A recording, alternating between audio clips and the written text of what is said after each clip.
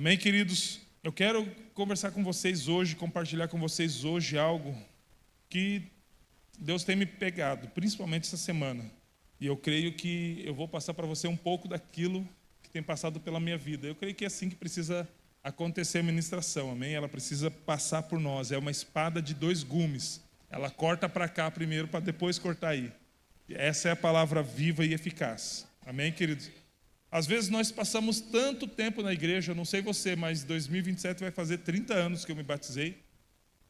Tem muitos que não têm nem essa idade. Balança a cabeça, né, Diogo? Você não tem 30. E a gente passa tanto tempo na igreja, vivendo em comunidade, e eu amo muito tudo isso. Não é o McDonald's, mas eu amo muito tudo isso. E a gente vive em comunidade, essa vida da igreja é muito boa, é muito bom estar com os irmãos, frequentando life groups, adquirindo conhecimento, e algumas das vezes informação, porque quando a gente não coloca o conhecimento em prática, a gente só adquire informação mesmo. Buscamos dons, fazemos parte da vida da igreja, essa vida intensa, agitada e poderosa da igreja. Mas mesmo fazendo tudo isso, corremos o sério risco de, ao longo dessa caminhada, permitir que o nosso coração seja endurecido por algumas coisas, por algumas circunstâncias. E esse é o tema, não é exatamente esse o tema, corações endurecidos. Na verdade, o tema de hoje é corações quebrados, que na verdade é a solução para um coração endurecido. Ninguém está livre disso, querido. Ninguém está livre de ter o seu coração endurecido, de perceber que ao longo da vida, e às vezes a gente tem a dificuldade de perceber que o nosso coração foi endurecido pelas circunstâncias, por palavras, por decepções, por frustrações, por derrotas, e às vezes até por conquistas. Nós tivemos o nosso coração endurecido e nós temos uma percepção muito baixa para entender quando isso acontece. Até porque isso não acontece do dia para a noite. Isso não acontece de um dia para o outro. Isso acontece de uma forma bem demorada. É uma sementinha de pedra que vai sendo colocada ali. E quando a gente percebe, existe uma muralha densa, alta, quase intransponível para o nosso coração. E, de fato, ninguém está livre disso. Quero ler com você Hebreus, capítulo 3, versículo 12. Tende cuidado, irmãos, jamais aconteça. Eu falei capítulo 13, mas aqui também é o capítulo 3, né? Saiu um a mais, mas você que está anotando aí, depois a gente ajusta. Tende cuidado, irmãos, jamais aconteça haver em qualquer de vós perverso coração de incredulidade que vos afaste do Deus vivo. O escritor de Hebreus já começa aqui com uma advertência muito grande. E se ele vem com essa advertência é porque pode acontecer com qualquer um de nós em qualquer momento da nossa vida. Versículo 13, pelo contrário, exortai-vos mutuamente, ou uns aos outros, todos os dias, a cada dia, durante o tempo que se chama hoje, a fim de que nenhum de vós seja endurecido pelo engano do pecado, porque nós temos tornado participantes de Cristo, se, de fato, guardamos firme, até o fim, a confiança que desde o princípio tivemos, enquanto se diz, hoje, se ouvirdes a sua voz, não endureçais o vosso coração, como foi na provocação, ou como foi lá no deserto. Amém? Então, o escritor de Hebreus, ele traz essa advertência que nós precisamos ter um cuidado. Por quê? Porque geralmente quando o nosso coração é endurecido é porque alguém fez alguma coisa, sim ou não? Responda sim, porque é assim que acontece. Sim ou não? Está muito espontâneo hoje. Geralmente, nosso coração fica endurecido, se é por causa de circunstâncias, se é por causa de frustrações. O seu coração não vai ficar endurecido, o meu coração não vai ficar endurecido porque eu tropecei. Vai ficar endurecido porque alguém me decepcionou. Porque alguém falou alguma coisa que eu não queria. Ninguém fica com o coração endurecido porque ele agiu contra ele mesmo. Geralmente, o coração fica endurecido quando acontece alguma circunstância externa. E por que o escritor de Hebreus não fala, irmãos, não decepcione os outros irmãos? Irmãos, cuidado com o que você fala. Óbvio que a Bíblia fala também disso. Que a nossa amabilidade seja conhecida entre todos, perto está o Senhor. A habilidade de amar e ser amado. Mais de ser amado do que amar até, na verdade, a amabilidade. Mas aqui o escritor de Hebreus, ele não fala para o exterior ou para o próximo, ele fala para cada um. Porque a responsabilidade de que o coração fique endurecido é do próprio crente, é do próprio cristão. Então ele traz essa advertência por quê? Porque se o meu coração, o meu Alex, o meu coração ficar endurecido, a responsabilidade quanto a isso é sua, amém? Não, minha. Alex, mas você não ficou com o coração endurecido por causa das outras pessoas? Sim. Mas o escritor de Hebreus falou, ei, tenham cuidados, tenham cuidado. Tenham cuidado para que você não seja endurecido pelo engano do pecado. O pecado foi do irmão, mas quem tem o coração endurecido é aquele que ouve. Olha como é sério essa questão de ser igreja, porque a gente quer ser igreja enquanto a gente não ouve alguma coisa que nos desagrada. A gente quer ser igreja enquanto a gente está ouvindo, você é vitorioso, você é vencedor, você vai ter filhos poderosos nessa terra.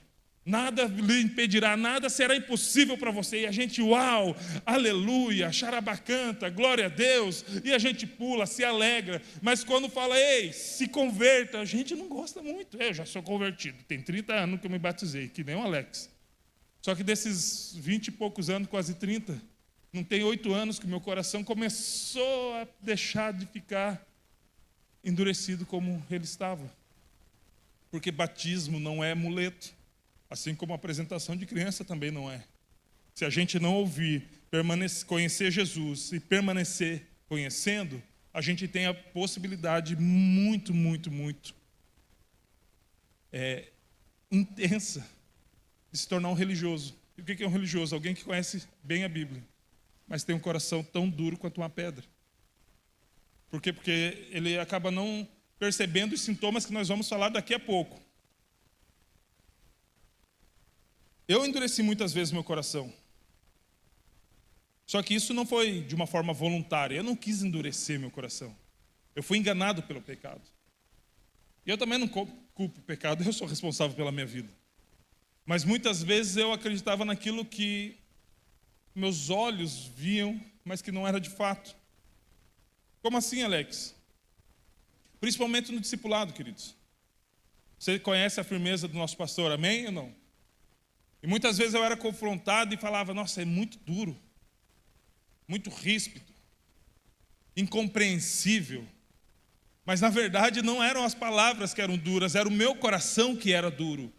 Lembra de quando Jesus estava pregando, aquele que não comer a minha carne e não beber no meu sangue, esse não pode ter parte no reino de Deus? O que a galera disse? Duro é esse discurso, quem poderá suportá-lo? Não era duro o discurso de Jesus, duro era o coração daqueles que estavam ouvindo. Porque tudo vai machucar se a gente continuar tentando defender nós de Deus. Sempre a gente vai se machucar. Agora, quando a gente baixa a guarda, eu falei, pois é, e faz como o Judson de Oliveira cantou naquela música Terra Seca, eu sou essa terra seca. Esse cara sou eu. Eu preciso ser confrontado, eu preciso ser trabalhado. Então nós precisamos tomar cuidado, porque por mais que não seja de um dia para o outro que o coração do ser humano, do cristão, se torne endurecido, se torne duro, é de responsabilidade dele. Então nós precisamos tomar cuidado. E como saber, Alex, se eu tenho o coração duro ou não? Nós vamos analisar aqui alguns sintomas, tem mais sintomas, mas vamos falar aqui de pelo menos 3 sintomas de um coração duro. Dificuldade de se enxergar. Primeira dificuldade de um crente com coração duro. Hipocrisia, né?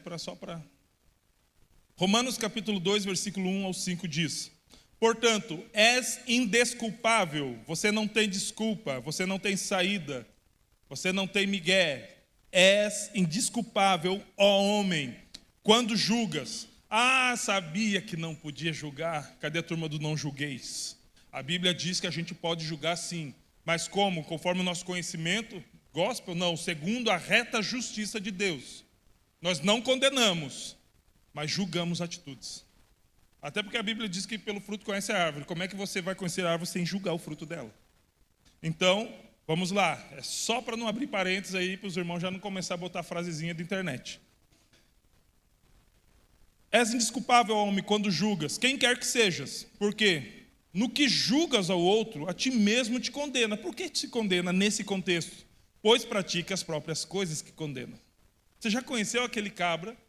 A minha mãe falava, ó, o roto falando do rasgado, ou o sujo falando do mal lavado. É quando aquela pessoa que olha o erro, julga o erro, fala o erro, pior, fofoca do erro, daquilo que ele mesmo comete. Coração duro. Hipocrisia, não se enxerga. Ele não consegue olhar para si mesmo, mas ele consegue usar a lente que ele usa. E a lente que ele usa é lente de acusação, porque ele se sente acusado, se sente condenado, não consegue confessar, se libertar daquilo que ele está fazendo. Então ele coloca essa lente, como ele não olha para si mesmo, ele olha para os outros. É aquela lente de acusação que ele sente de si mesmo, ele consegue ver nos outros. Ó, irmão ali, rapaz, eu vou dizer de mim mesmo, eu fiz muito isso. Poderia dar aula se não tivesse me convertido. Jesus não tivesse quebrado meu coração, mas não vou dar aula não, mas já fiz muito isso. Sabe o que eu fazia, queridos? Às vezes no dia de ceia, os irmãos iam tomar ceia, a gente só ficava olhando. Eu sei que aquela jovem fez no verão passado. Olha lá, tomou ceia, misericórdia. E a gente correu, pastor, aquela jovem fez isso, isso, isso. Aquele irmão lá, o baterista, né? Sempre o músico, né? Jesus.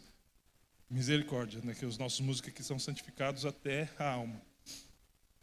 Ele fez isso, pastor, ele não deveria estar tomando a Santa Ceia. Hipócrita, cheio de pecado, falando do pecado dos outros. Lembra de Jesus? Aquele que não tiver pecado, atire a primeira pedra. Começou a sair do mais velho para o mais novo. Versículo 3: Tu, ó homem, que condenas os que praticam tais coisas e fazes as mesmas, pensas que te livrarás do juízo de Deus? Olha a pergunta. Ei, tempo da graça? Isso aqui é Novo Testamento. Ou desprezas a riqueza da sua bondade e tolerância e longanimidade, ignorando que a bondade de Deus é que te conduz ao arrependimento, não é a sua bondade, não são as minhas boas obras, não são as minhas boas atitudes, não é o seu nome limpo, não é a sua capacidade de adquirir riquezas. O que nos leva ao arrependimento é a bondade, longanimidade e poder de Deus. Só que o cristão com coração duro, o irmão com coração duro, ele acha que ele é o porteiro do Éden. Só que a Bíblia faz uma pergunta e já começa com outra. Ou desprezas riqueza, bondade, tolerância, longanimidade e bondade de Deus que te conduz ao arrependimento. Versículo 5: Mas segundo a sua dureza e coração impenitente, acumulas contra ti mesmo ira para o dia da ira. Olha o que a Bíblia diz. Se você tem uma maneira hipócrita de ser, você gosta de falar do erro dos irmãos, principalmente daqueles que ele comete igualzinho ao seu, você está acumulando ira sobre a ira para o dia do juízo e da revelação do justo juízo de Deus. Não está indo para debaixo do tapete. Não está sendo encoberto. Mas a liderança está passando pano quente. Não estamos. E ainda que a gente não veja, Deus está vendo. Porque não precisa ter medo da gente. O que nós precisamos temer é o dia da ira e da revelação do justo juízo de Deus. E isso aqui é Novo Testamento, meus queridos. E olha quão sério é esse assunto a respeito de falar. Uma vez eu vi um pastor falando que, não o nosso pastor, porque geralmente uma das características, eu não vou falar aqui, mas uma das características do crente com coração duro é que ele geralmente é linguarudo. Quando ele morre, ele tem que ir no caixão, a língua tem que ir outra, porque é muito grande. Então, esse julgamento que a Bíblia fala não é daquilo que eu falei, de condenação. Então, nós podemos sim julgar segundo a reta justiça de Deus. Mas entenda que quando você julga, você também é julgado. Então, quando você medir alguém, lembre-se que alguém vai te medir. E quando alguém te medir, fica tranquilo, isso é de boa. Mas Deus também vai te medir. Porque essa é a reta justiça, a reta medida de Deus. E quando Ele pegar o prumo, o esquadro, e colocar, vai estar alinhado? Misericórdia. Que a gente luta, a gente malemar está pedindo perdão pelo primeiro pecado, já está cometendo o segundo. Então, querido, abra mão disso. Lembra o que Jesus disse? Antes de você querer tirar o cisco do olho do seu irmão, tire primeiro o quê? A trave do seu olho. E quando a gente conseguir tirar a trave do nosso olho, nós vamos perceber o seguinte, que o cisco do olho do irmão não era tão grande assim. Que o cisco do olho do irmão não era o problema é que a minha vista estava comprometida. Porque ao invés de eu examinar a mim mesmo, lembra da ceia que eu falei? Que eu ficava lá, irmão, pecando, lá, torceu para o São Paulo. A Bíblia fala o que tem que acontecer no ato da ceia, examine-se, pois, o homem a si mesmo. Eu era tão hipócrita que eu passava o momento pré-ceia examinando os irmãos. Quero ver se aquilo ali vai tomar ceia mesmo, porque eu sei o que ele fez. Satanás não precisa de ajuda, querido, para acusar ninguém. Fique tranquilo. Deus também não precisa de ajuda para ser juiz de ninguém. Fica tranquilo. Jesus não precisa de ajuda, mas ele manifesta o ministério de reconciliação para você defender pessoas. Porém, se essas 3 áreas estão ocupadas pelos seus respectivos donos dessa área, para nós sobra o quê? Banco de réus. Só isso. Então não precisamos julgar, não nos cabe. Não precisamos condenar, né? Não nos cabe, não precisamos acusar. Satanás não está colocando uma placa de procura-se acusadores, inscrições pelo site. Não, não tem isso. Nós precisamos entender que somos passíveis de serem medidos. Então, queridos, que a gente possa entender que esse é um dos sintomas, é o primeiro ainda, do sintoma de alguém que tem o coração duro. Eu sei que não tem ninguém aqui, em nome de Jesus. Segundo sintoma, dificuldade de ver e ouvir. Mateus capítulo 13, versículo 15. Porque o coração desse povo está endurecido. Jesus falando. De mau grado ouviram com os ouvidos e fecharam os olhos, para não suceder que vejam com os olhos, e ouçam com os ouvidos, e entendam com o coração, e se convertam e sejam por mim curados. Se nós não conseguimos ouvir e ver, se nós não conseguimos entender muitas vezes aquilo que nós escutamos e que não nos agrada, porque é muito bom quando a gente chega num discipulado, ou quando alguém vem conversar comigo, irmão, você está acertando, está indo tudo bem, glória a Deus pela tua vida. É bom, não é? Acontece sempre. Pelo menos não comigo, né? Se acontece com você, depois você ora por mim. Geralmente a gente escuta o que a gente quer, o que a gente precisa. Se você escuta o que você quer, talvez você tenha um amigo muito legal, mas não muito amigo. Se você escuta o que você precisa, você tem alguém que está se preocupando com a sua eternidade. Brigadão Carlos, que eu estava falando hoje de Micaías, né? E ele falou, era com o rei Acabe. Então o rei Acabe precisava ir para uma guerra, e ele se lembrou que era crente. Que benção. Ou deveria ser, né? Daí falou, precisamos consultar o profeta. Tem Micaías? Não, não quero. Por quê? Porque ele sempre profetiza contra mim. Ele sempre profetiza contra mim. E chamaram outro lá, que eu esqueci o nome. E ele profetizava só bênção para o rei. E daí, de repente, veio o profeta de Deus e falou, ó, vai dar ruim a batalha, hein? Não sai. Vai dar muito ruim. Daí o falso profeta falou, de onde que passou o Espírito do Senhor por mim que chegou até você? Além do rei coração duro, o falso profeta também era de coração duro. Porque julgou que o verdadeiro profeta tinha tido uma revelação de Deus através do Espírito Santo, que não tinha passado por aquele falso, que só falava o que os outros queriam ouvir. Que era o compreensivão, o gentilzão. Não, cara, vai dar certo. Não, mas eu estou traindo. Vai, fica tranquilo, querido. Davi tinha umas 5. Não, mas eu estou sonegando aqui.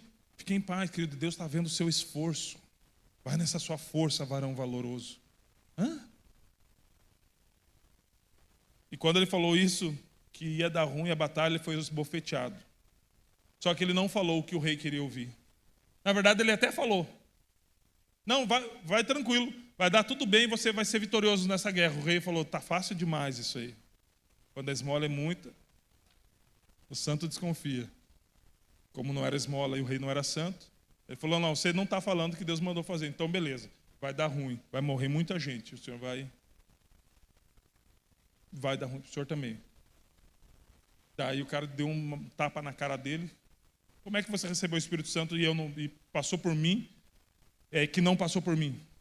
Resolveram escutar aquele que, o compreensivão, gente boa, relações públicas, aquele que tinha popularidade, não podia perder a sua popularidade, gostava de falar o que o rei gostava de ouvir. Não, rei, esse cara aí não está com nada, ouve a mim, é isso que eu te digo de mim mesmo, vai e será bem sucedido. Morreu muita gente, perderam a batalha. Ou a gente entende que a gente aprende a ouvir as coisas que nós não gostamos, mas que nos produzem vida, ou a gente tem o nosso ego afagado e cada dia mais estamos próximos do abismo. Só que o coração duro ele não gosta, porque ele não sabe ouvir e nem ver, porque ele não ouve e ele não vê. Lembra de Naamã? Eu sei que você sabe, se você não conhece a história, está em 2 Reis, depois você lê em casa, está lá no capítulo 5. Naamã estava cometido de lepra. E lepra, você bem sabe que significa... O que significa lepra na Bíblia? O que significa lepra na Bíblia? Vocês estão fera. Uau. Pecado. E quando alguém estava leproso, o que eles faziam? Eles faziam igual o Alex faz. Quando está com pecado, põe uma capa, para ninguém ver que está com pecado. Porque Naamã era conhecido como um homem de guerra, alguém de confiança muito nobre, muito respeitado. Ninguém podia saber que ele estava com lepra. Muitas vezes a gente faz assim, temos uma reputação, só que ninguém pode saber os nossos pecados. Então o que a gente faz? Põe uma capa. E ele pôs uma capa e estava lá, e de repente tinha uma start cheia do Espírito Santo, voltando de um drops. Chegou: ei, Naamã, tem um profeta do meu povo lá na cidade, lá na nossa cidade, da onde eu era antes de vocês trazerem eu cativa. Ele é um homem de Deus e eu sei que ele pode curar. Eu falei: então não é nós, vamos para lá. Naamã pegou a sua comitiva e foi até lá.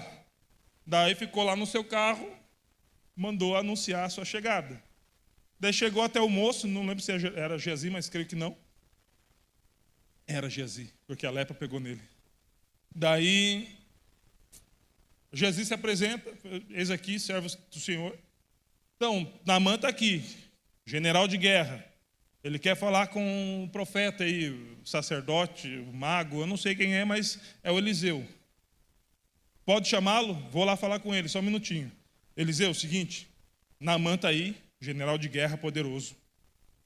Está com lepra e ele quer que você venha e cure ele. Dá um recado para ele. Você não vai falar com ele, Eliseu?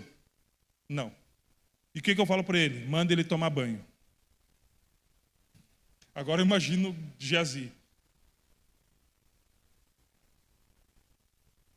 Ele mandou tomar banho. Hã? Ele mandou você mergulhar, tomar banho 7 vezes. Não é uma vez só não, 7 vezes. Banho? Sim. Acho que eu vou voltar para a cidade. Não é Damasco não. É no Jordão. E 2 Reis, capítulo 5, versículo 11, diz assim: porque Naamã ouviu algo que não queria, porém precisava. Mas Naamã ficou indignado, de cara, muito bravo. A Bíblia diz isso, mas Naamã, talvez na NTLH vai falar de cara. Né? Mas Naamã ficou indignado e saiu dizendo: eu estava certo de que ele sairia para receber-me. Eu preciso ser anunciado e recebido. Um dos sintomas do coração duro. Ele precisa ser servido. O coração duro precisa ser servido. Ele não consegue entender que Jesus falou: eu não vim para ser servido, eu vim para servir e dar a minha vida por resgate de muitos.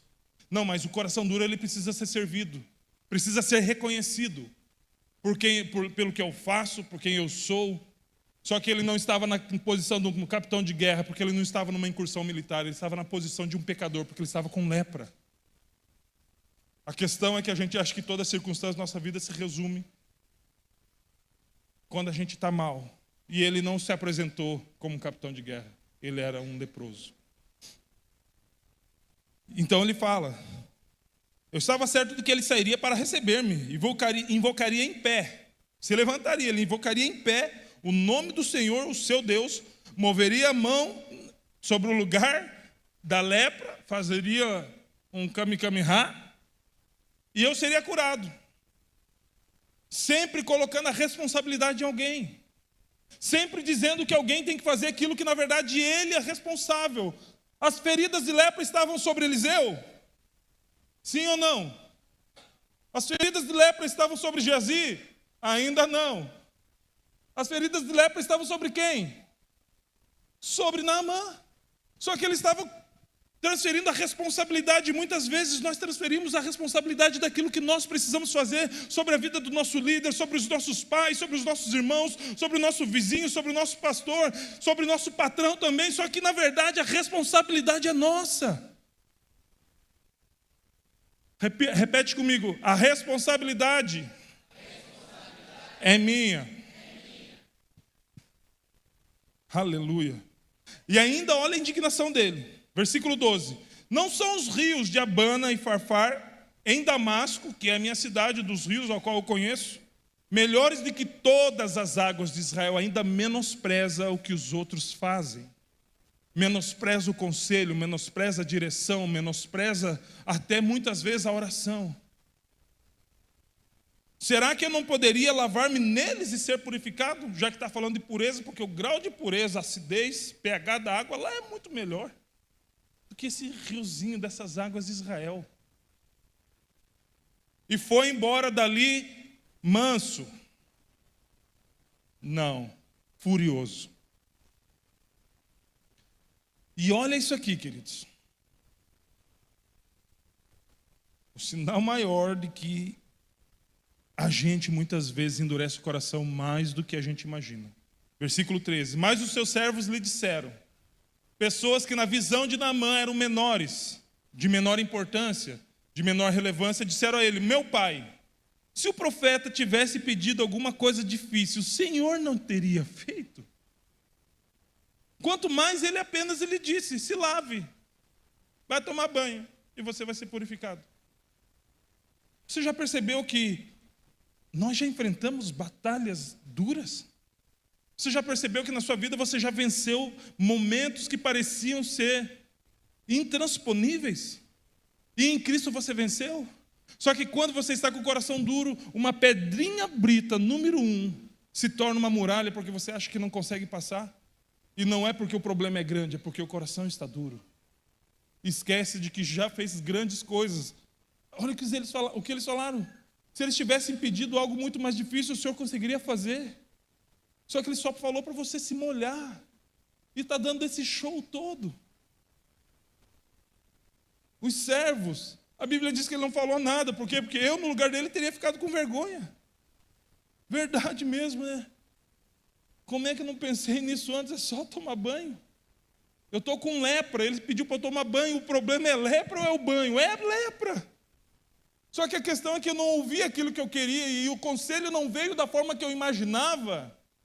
Aí o problema deixa de ser a lepra e passa para ser a minha opinião, passa a ser aquilo que eu acho.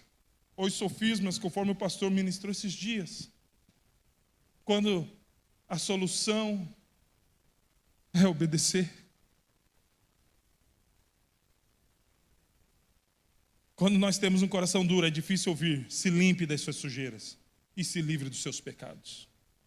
É mais fácil ouvir: você é um vencedor, guerreiro de Deus. Você é um guiborim de Deus. E isso é uma verdade. Só que se você precisa de afirmação todos os dias dessa verdade, você vai começar a usar uma capa de costura grossa e vai ser difícil tirá-la quando necessário. Naamã não conseguiria ver, nem ouvir. Ainda que ele não fosse cego ou surdo fisicamente, o seu coração estava duro para ver e ouvir aquela realidade. E pode ser até que naturalmente seja verdade que os rios de Damasco, Abana e Farfar eram melhores, ou talvez mais limpos, o que eu duvido muito, mas pode ser que seja. Mais limpos do que o Rio Jordão. Só que se ele fosse para Abana e Farfar, ele tinha que subir. Subia para Damasco e ia para os rios. Só que para ele ir para o Jordão, que quando está chegando quilômetros antes de desaguar no Mar Morto, que é um dos únicos rios abaixo do nível do mar, cerca de 300 metros abaixo do nível do mar, ele tinha que descer. E descer não é conquista. Descer não é soberba. Descer não é exaltação. Descer é humilhação. Tanto que no versículo 14 de 2 Reis, capítulo 5, diz: assim ele desceu ao Jordão. Assim ele resolveu obedecer. Assim ele decidiu se humilhar. Mergulhou 7 vezes conforme a ordem do homem de Deus e foi purificado. Quando nós entendemos que isso é possível, algumas coisas começam a fazer mais sentido. E parece que é como tirar com a mão. Por quê? Porque a obediência é o motor a jato dos princípios de Deus se cumprirem na nossa vida. O caminho da cura não é soberba, o caminho da cura é humilhação, querido. Alex, mas eu fui humilhado no meu serviço e eu não fui curado. Alex, eu fui humilhado na minha casa, você não sabe o que eu ouvi da minha mãe.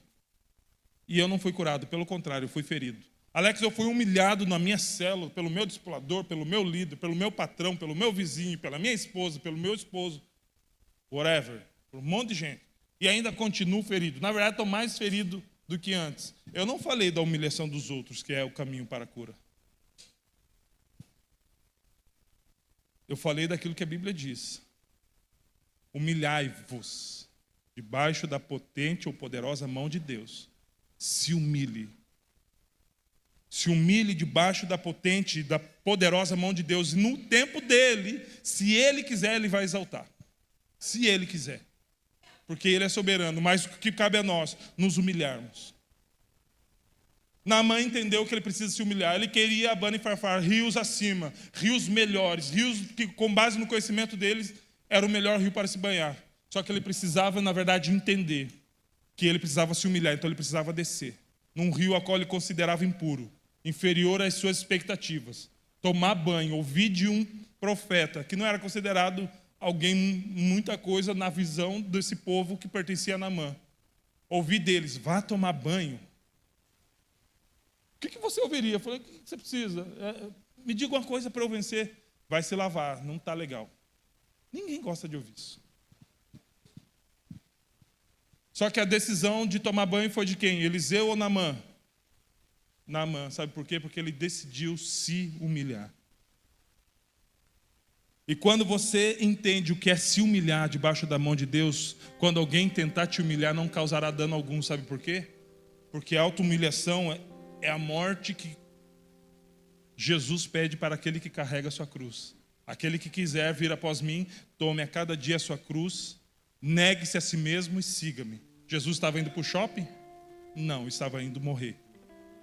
Então, se você se humilha, querido, ninguém consegue te humilhar. Porque ninguém mata o que está morto. Ninguém quebra o que está quebrado. Terceiro e último, dificuldade em aprender. Porque se você não consegue ouvir, se nós não conseguimos ver, muito dificilmente conseguiremos aprender alguma coisa. Hebreus capítulo 5, versículo 7. Ele, Jesus, nos dias da sua carne, tendo oferecido com forte clamor e lágrimas, orações e súplicas a quem o podia livrar da morte, foi ouvido por causa da sua reverência. Embora fosse filho, aprendeu a obediência pelas coisas que sofreu. Não foi pelas tapinhas nas costas que recebeu, pelas palavras de autoajuda que ele leu. Foi pelo sofrimento. Pelo sofrimento. Embora fosse filho, aprendeu a obediência pelas coisas que sofreu. E, tendo sido aperfeiçoado, tornou-se o autor da salvação eterna para todos os que lhe obedecem. E Deus o nomeou sumo sacerdote, segundo a ordem de Melquisedeque. A esse respeito temos muitas coisas a dizer. O escritor de Hebreus estava falando aqui. Só que coisas difíceis de explicar. Porque vocês ficaram com preguiça de ouvir. Outras versões falam, vocês foram negligentes em ouvir. Outras versões falam, vocês foram lerdos em ouvir. Pois quando já haviam de ser mestres, levando em conta o tempo decorrido. Está muito tempo, e o tempo passa, querido. Você não resgata o tempo perdido, assim como a palavra que foi proferida, e as duas coisas são como uma lança, ou a flecha que depois de lançada, você não tem como pegar mais.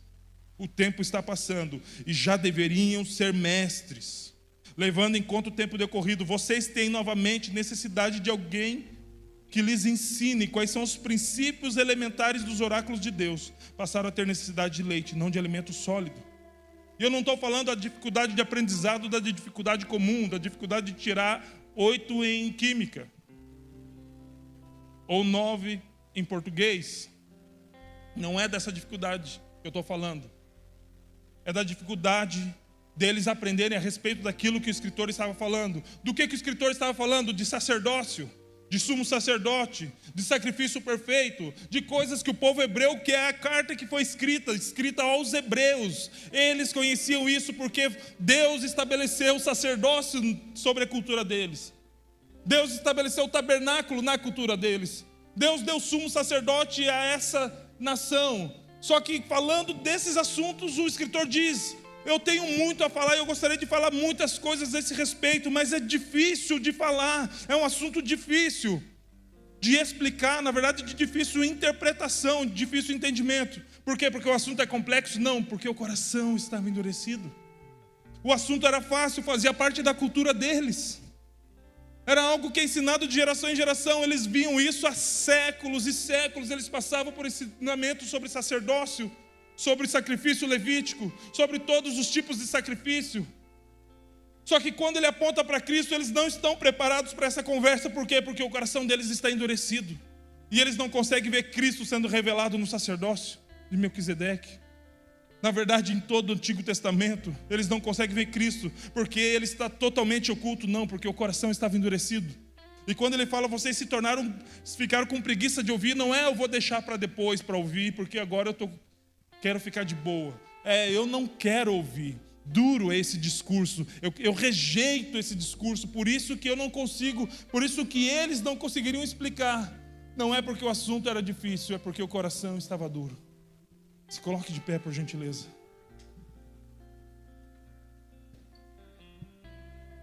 Não é uma dificuldade natural, querido, é uma dificuldade proposital. Nisso eu entendo e concluo que, por mais que a gente não veja, ao longo do tempo, o nosso coração se tornando endurecido, nós temos a decisão de que ele seja quebrado.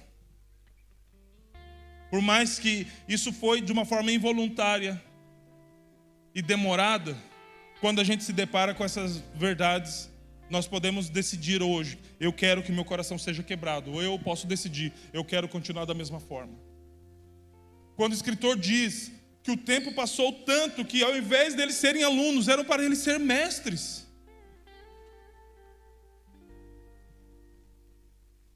Não é numa posição de falar: mas eu não sou mestre, ou não sou líder. Vamos trazer para o nosso contexto: eu não sou um líder de life group, ou um líder de ministério, porque o meu líder me persegue. Não, é porque o seu coração é duro. Não é porque fulano persegue, ciclano persegue, as pessoas fecharam as portas. Se as pessoas fecham a porta, Deus abre uma janela. A questão é se o meu coração é quebrantado e contrito. A Bíblia diz que Deus não resistirá. Ainda que Ele queira, Ele fica segurando. Eu não posso resistir, eu preciso derramar sobre a vida desse meu filho, porque o coração dele é quebrantado e contrito. Só que se o coração for duro, é impossível dele entender. E quem não entende não conhece a Jesus, e se não conhece não pode viver os seus mistérios e a beleza do Evangelho simples.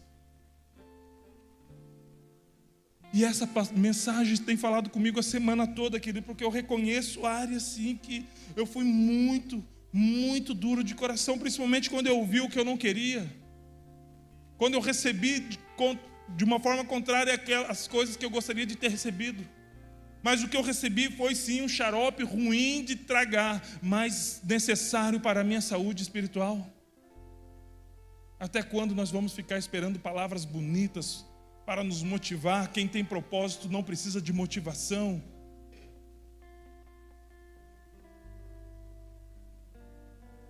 E essa preguiça de ouvir que o escritor de Hebreus fala, pode ser que pela pessoa achar que aprendeu o suficiente, ou por achar que sabe mais do que aquele que está ensinando. Então ele rejeita o ensino. Eu não preciso ouvir isso. Eu não preciso ouvir isso. O assunto não é complexo, querido. Não é difícil. Na verdade é simples. É nós que complicamos. É nós que endurecemos o nosso coração e queremos que Cristo se amolde nos porta-trecos da nossa vida. Nós precisamos ser quebrados. Nós precisamos ser quebrados, querido. Do contrário, nós vamos ficar vendo a caravana passar, as coisas acontecer, e a gente vai ficar fingindo que está acontecendo alguma coisa em nós, e algumas pessoas vão fingir que acreditam que está acontecendo alguma coisa em nós. Nós precisamos correr. Qual é a vontade de Deus? Eu também preciso correr, e muito. 2 Crônicas 7,14. E se o meu povo, que se chama pelo meu nome, ou seja, hoje esse povo é você. Diga assim: esse povo sou eu. E se meu povo, que se chama pelo meu nome, se humilhar e orar e buscar a minha face e se converter dos seus maus caminhos, então eu ouvirei dos céus e perdoarei os seus pecados e sararei a sua terra. Desde agora estarão abertos os meus olhos, atentos os meus ouvidos à oração desse lugar. Somente estarão abertos os olhos e os ouvidos à oração que se fizerem neste lugar, se o meu povo se humilhar e orar e buscar a minha face e se converter dos seus maus caminhos. Você quer que Deus te ouça? Se humilhe. Você quer que os ouvidos de Deus estejam atentos à oração desse lugar? Ore, busque a face de Deus, se converta do caminho, converta o coração de pedra num coração de carne, querido. E ele fala: sararei a sua terra. Nesse contexto específico, nessa época, estava falando da lavoura e das pragas, que você conhece até, dos tipos de gafanhotos, que a gente até usa como exemplo aqui na questão de Malaquias 3,10. Malaquias 3,10 na verdade fala do migrador, do destruidor, do cortador, do devorador. Então quando ele fala sararei, ele sararia a lavoura, aquilo que eles tinham. Só que no nosso contexto não é mais essa lavoura. O que seria essa terra, querido? Um lavrador saiu a semear. Enquanto espalhava as sementes pelo campo, algumas caíram à beira do caminho, onde foram pisadas, e as aves vieram a comer. Outras caíram entre as pedras e começaram a crescer, mas as plantas logo murcharam por falta de umidade. Outras sementes caíram entre os espinhos, que cresceram com eles e sufocaram os brotos. Ainda outras caíram em solo fértil e produziram uma colheita 100 vezes maior do que a quantidade semeada. Quantos querem colher uma quantidade muito maior, ou 100 vezes maior aqui? A gente sempre quer colher, né? Nem sempre quer plantar. Quando ele terminou de dizer isso, declarou: quem é capaz de ouvir, ouça com atenção. Seus discípulos lhe perguntaram o que a parábola significava. Ele respondeu: a vocês é permitido entender os segredos do reino de Deus, mas uso parábolas para ensinar aos outros, a fim de que, quando olharem, não vejam, quando escutarem, não entendam. Por quê? Por causa do coração duro. Porque só pode entender os segredos do reino de Deus aquele que tem um coração convertido, quebrantado e contrito. Versículo 11. Esse é o significado da parábola. As sementes são as palavras de Deus. Semente, palavra de Deus, todas elas, palavra de Deus. As sementes que caíram à beira do caminho representam os que ouvem a mensagem, mas o diabo vem e arranca do coração. 13. E as sementes do solo rochoso representam os que ouvem a mensagem e recebem com alegria. Uma vez, porém, que não têm raízes profundas, creem apenas por um tempo e depois desanimam, quando vem a provação. 14. As que caíram entre os espinhos representam outros que ouvem a mensagem, mas logo ela é sufocada pelas preocupações, riquezas. Pois é, riquezas e prazeres dessa vida, de modo que nunca amadurece. E abrindo um parênteses, é errado ter riqueza? Não. Mas quando ela é busca incessante, incontrolável, desesperada da sua vida, o pecado é antes dela chegar. Na verdade, ela nem vai chegar. Não é praga, é Bíblia. 15. E as que caíram em solo fértil representam os que com o coração bom e receptivo, não duro, bom e receptivo, ouvem a mensagem e a aceitam, e com paciência produzem uma grande colheita. E eu encerro com Hebreus 3:15. 3:15. Se hoje ouvires a sua voz, no caso, a voz de Deus, não endureçais o vosso coração. Eu quero orar com você rapidamente, nosso tempo estourou, já peço perdão.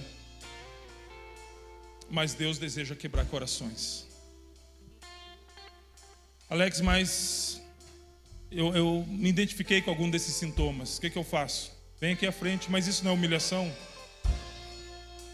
É um dos remédios para um coração duro, se humilhar. Saia do seu lugar, querido, quero orar contigo. Baixa um pouco a luz pra gente.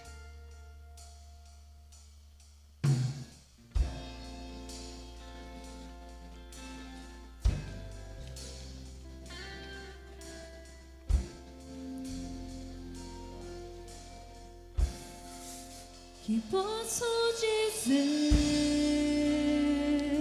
Permita Deus ser um martelo que esmiuça a rocha, querido. Um martelo que esmiuça a penha. Permita Ele quebrar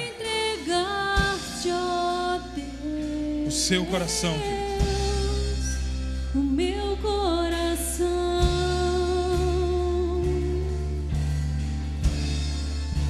Que posso dizer?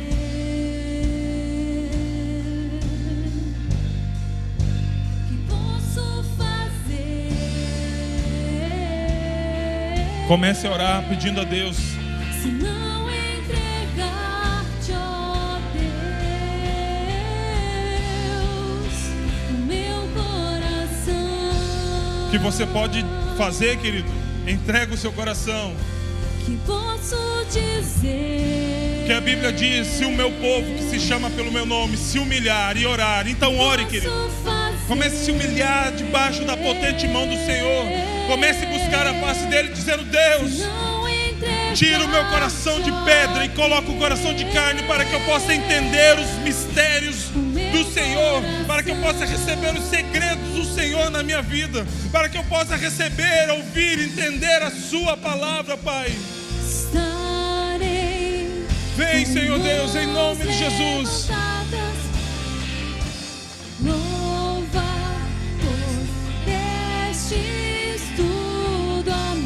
Se coloque de pé, por gentileza, querido. A ti, ó Senhor, se rende o que sou, é teu. Cante por mais um minuto, mais um momento essa música. Estarei com mãos. Dedique tudo que você tem a Ele. Dedique o seu coração, a sua vida, a sua circunstância, a sua história. Aquilo que você tem, aquilo que você é, pertence a Ele. E quando tudo for nele, o seu coração será bom e receptivo. Bom e receptivo. Bom e receptivo. Aleluia. Estarei com mãos levantadas pra ti. Louva, pois tu destes tudo a mim. Meu ser a ti, ó Senhor, se rende. O que sou é teu. Senhor Deus, eu quero orar, Pai amado, pelos seus filhos que estão aqui. Senhor Deus, nessa oração eu incluo a mim mesmo, Pai. Eu me torno incluso nessa oração. Senhor Jesus, vem, Pai amado. Quebra o nosso coração, Senhor Deus, que muitas vezes resiste à sua palavra, muitas vezes resiste aos seus direcionamentos, muitas vezes resiste à sua ordem, aos seus princípios, Pai. Que de um coração duro, Pai amado, que não permite que a palavra, Pai, ela germine e crie raízes, que o nosso coração passe a ser um coração bom e receptível, tal qual uma terra fértil, Pai. Tal qual uma terra fértil, Senhor, que possamos entender com clareza e simplicidade, Pai, tudo aquilo, todos os princípios que o Senhor tem nos ensinado, porque reconhecemos que nós complicamos o que é simples, Pai. Senhor Deus, a sua palavra não é dura, Pai amado. Os seus ensinamentos não são duros, Pai, porque muitas vezes duro era o nosso coração. E eu digo que era porque eu sei, Senhor Deus, que muitos corações aqui já estão quebrados e quebrantados na sua presença. Então eu te peço, Senhor Deus, que eles possam, Pai amado, poder usufruir, Senhor Deus, dos seus segredos, Pai. Que eles possam começar a receber, Pai, a sua palavra, Senhor, sobre a vida deles, em nome do seu Filho Jesus, amém. Em nome do seu Filho Jesus, amém. E aplauda o Senhor, querido, aplauda o Senhor, aleluia, aleluia, glória a Deus. Não entregar-te, ó Deus. Queridos, Deus te abençoe. Tenha uma semana poderosa, abençoada, desfrutando desse novo coração que Deus te deu, desse coração bom e receptivo, que você possa usufruir da colheita que a semente de Deus está, que a semente de Deus, segunda a semente de Deus que está sendo plantada no seu coração, que você possa usufruir dessa colheita, em nome de Jesus, amém. Vai em paz, querido, que Deus te abençoe.